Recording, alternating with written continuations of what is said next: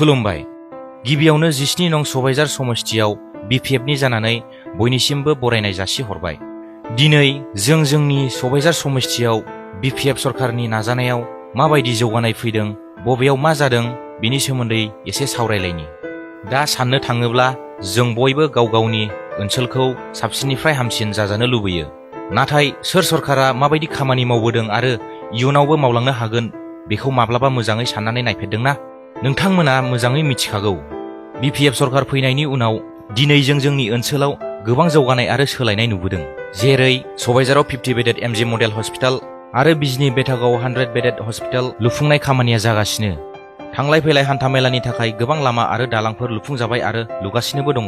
बेफोरनि मादाव गेन्दा बाजार खुख्लुं आरसिसि ब्रिज, कावाटिका आरसिसि ब्रिज अभार Dunali river, Bijni Bathabari to Subaijhar road, black topping from Gabdapara to Nehru Bazar, Bijni two खैलामैला रड आरो बिनि अनगायैबो गोबां दंबावो। गोबां गामि गफाफोराव हाबनाय फिसा फिसौ लामाफोरा माब्लाबानो जाखांबाय आरो जागासिनोबो दं। इरिगेसननि मादाव दलापारा खाथालगुरि सुइस गेट लुगासिनो दं आरो सामुगाव गयबारि भिलेज फबजरा रिभार सुइस गेटखौ लुखांबाय। बलांगुरि देवथारियावबो सुइस गेटआ मालाबानो जाना थांखांबाय। बेनि अनगायैबो गोबां दंबावो। एबार जों सोलोंथाइनि बेलायाव फैनोसै। Malipara LP school, Foslabari LP school, Thangabari LP school बेफोरनो मख'जाथाव बिदिन्थि। बिजनी ओनसोलनि सागारगावआव पलिटेकनिक कलेज लुगासिनो दं आरो गोबां दंबावोसो।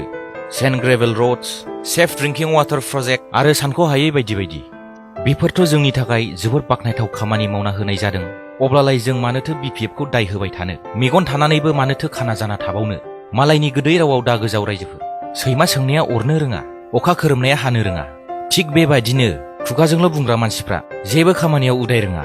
बेनिखायनो फै जों बयबो खौसे जानानै 17 नं सबायझार समस्तियाव बिपिएफ हान्जानि बिजाथि मुर्शिद प्रभात बसुमतारीखौ देरहासार खालामदिनि आरो खौसेयै खामानि मावलायनानै जोंनि ओनसोलाव साबसिननिफ्राय हामसिन जौगानाय आरो सोलायनाय लाबोदिनि।